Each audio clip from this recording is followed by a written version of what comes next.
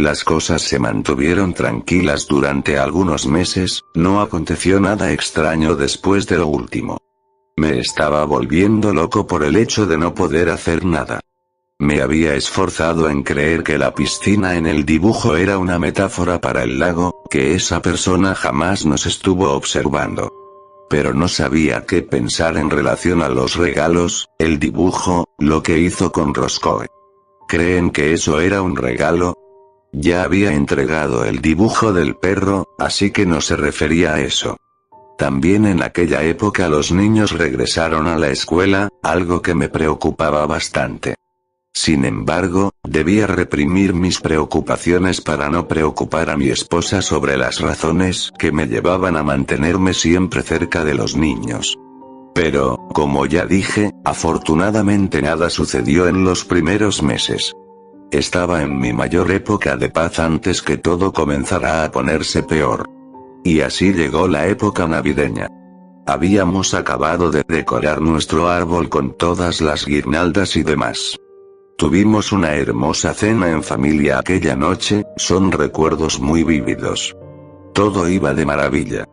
Los niños estaban muy emocionados con la llegada de la Navidad, mi mujer se encargaba de las compras navideñas en el centro comercial de nuestra ciudad.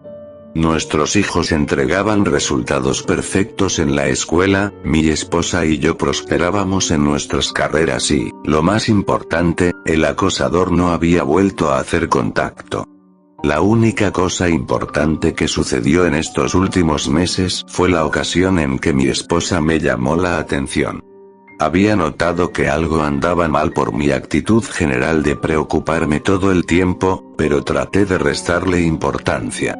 Conversamos durante un largo tiempo, pero al final de la conversación ambas partes resultamos satisfechas. Mi raciocinio era que si aquello se había terminado, ¿por qué debía sacar el problema a colación? Aquella noche, todos fuimos a dormir contentos. Yo tengo un sueño particularmente pesado. Sin embargo, aquella noche me desperté alrededor de las 3:30 de la mañana. Generalmente cuando despierto con sed, simplemente lo olvido y me vuelvo a dormir. Pero por algún motivo, me levanté de la cama y fui hasta la cocina para tomar agua. Mientras regresaba por las escaleras, algo provocó que me volteara en dirección al árbol. La luz de la luna que provenía de la ventana iluminaba el árbol y fue ahí que lo vi. Había un regalo bajo el árbol. Rápidamente, pero en total silencio, caminé hasta allá y recogí el paquete. Era una caja pequeña, envuelta en papel verde con motivos navideños. Había una tarjeta y un listón. La tarjeta mencionaba de y para Katie. Recuerdo haberme quedado allí parado durante algunos instantes, totalmente en shock. Aquel hombre había ingresado a mi casa. Antes de hacer cualquier otra cosa, recorrí toda la casa, todas las esquinas, para asegurarme que no seguía allí dentro. Revisé a mis hijos y después a mi esposa. Cuando me convencí de que todo estaba bien, en lo que pareció más de una hora de búsqueda por toda la casa, regresé al regalo. Rompí el empaque y abrí la caja. Al interior había un sobre y una cinta. Sí, una cinta de vídeo. Como esas que se usaban antes que los DVDs fueran inventados. Abrí el sobre, ya sospechando de lo que se trataba. Otro dibujo de mi hija. Desdoblé el papel y en esta ocasión era una princesa que mi hija había dibujado. La princesa tenía un vestido color rosa, una tiara y una varita mágica. El hombre agregó lo que parecía un charco de sangre a sus pies, y en una de las esquinas un dibujo de él mismo sosteniendo lo que parecía ser un cuchillo. Aquello me puso bastante mal. No sabía si mi hija se había dibujado como una princesa, o si aquel hombre la había visto de aquella forma, no tenía cómo saberlo. Me deshice de la caja y la envoltura para que mi esposa no las encontrara, guardé la cinta y el dibujo en mis cosas del trabajo. Al día siguiente fui a una tienda de antigüedades y adquirí una videocasetera, me costó tan solo $3, ¿pueden creerlo? Como sea, después me dirigí a casa mientras mi esposa e hijos aún no llegaban y fui directo al sótano, por si alguien llegaba antes de lo esperado. Conecté la videocasetera a una televisión antigua que habíamos arronzado en nuestra sala de recreación improvisada, y metí la cinta. Antes de oprimir el botón de reproducir, miles de cosas pasaron por mi cabeza. Lo único que sabía era que aquello que estaba a punto de ver no me iba a gustar. Esperaba ver una filmación de mi familia obtenida desde una posición oculta. La primera escena era de un cuarto oscuro con una bufanda blanca colgada en la pared, uno de sus extremos tocaba el suelo, como un fondo verde. Una persona sale de la parte trasera, pero no se aleja lo suficiente como para poder ver su rostro. Se encuentra justo en el rincón izquierdo de la pantalla, solamente aparece su hombro derecho. Se escucha una especie de rechinido, como el de una puerta abriéndose. Entonces sigue un lamento. Es el llanto de una niña. Una voz indica adelante y una niña de entre 8 y 9 años aparece vestida como una princesa. Era una versión del dibujo de mi hija. Con un vestido rosa, tiara y una varita mágica. La pequeña camina hasta la bufanda y se voltea, de frente hacia la cámara. Las lágrimas escurren por su rostro. El hombre se dirige hasta la cámara y la toma de su lugar. Su voz inunda el tenebroso silencio que reina en mi sótano.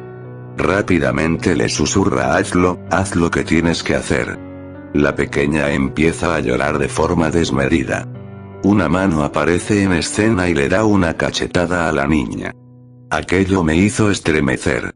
La pequeña dejó de llorar y empezó a actuar.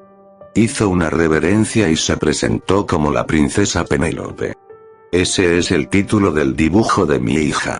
Entre balbuceos, empieza a decir que estaba feliz por haber sido salvada por su príncipe, y cómo la había llevado a un enorme castillo donde vivirían felices para siempre.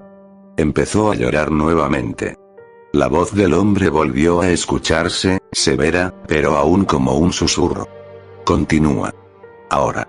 La niña poco a poco se va recomponiendo para continuar. Mi padre fue malo conmigo. No quería que mi príncipe me salvara. Mi corazón se encogió.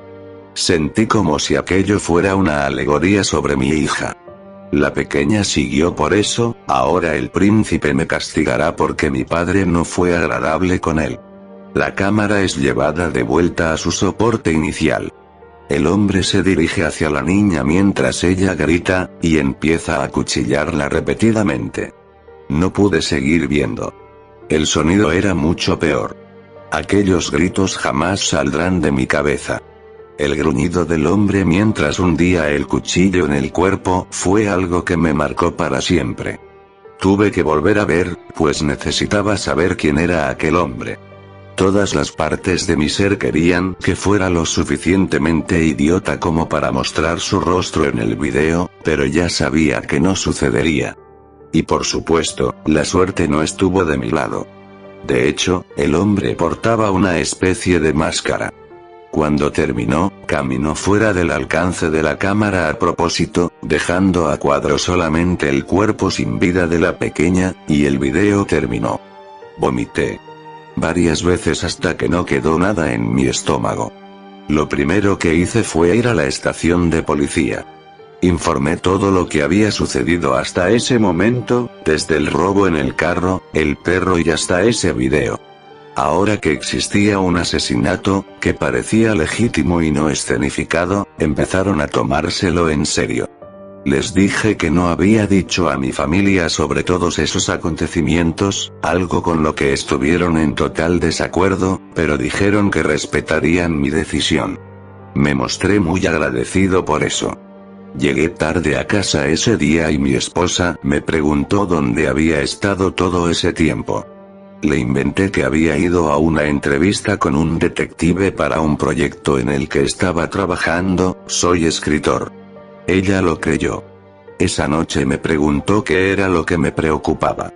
Estábamos casados desde hacía años, así que sabía a la perfección cuando algo me perturbaba. Me vi obligado a inventarle cosas. Le dije que estaba frustrado con mi nuevo proyecto, que era algo muy complicado para desarrollar.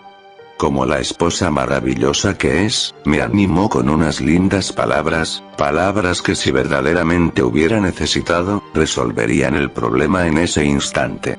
Evidentemente, aquello pesó en mi conciencia. Fue la primera ocasión desde que empezó todo en la que me vi tentado a revelarle las cosas. Como ya lo mencioné, en el fondo yo quería hacerlo, pero por algún motivo de orgullo, me pareció mejor mantener todo en secreto. Si fuera ahora, se lo contaría todo desde el principio. Fue una época aterradora para mí, no estaba pensando correctamente. Aproximadamente una semana después, el detective que estaba llevando mi caso llamó.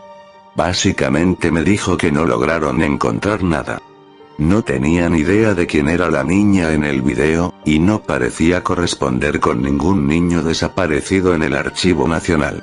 Evidentemente no lograron identificar el lugar donde fue filmada la cinta.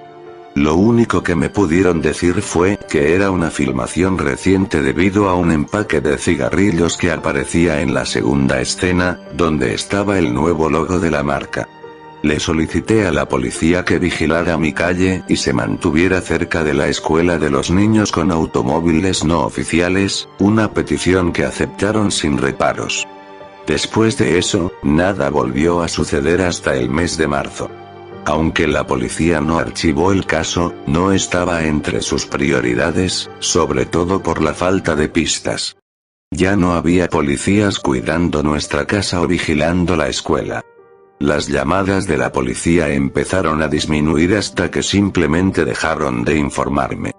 Pero yo sabía que esa fase de calma no duraría para siempre.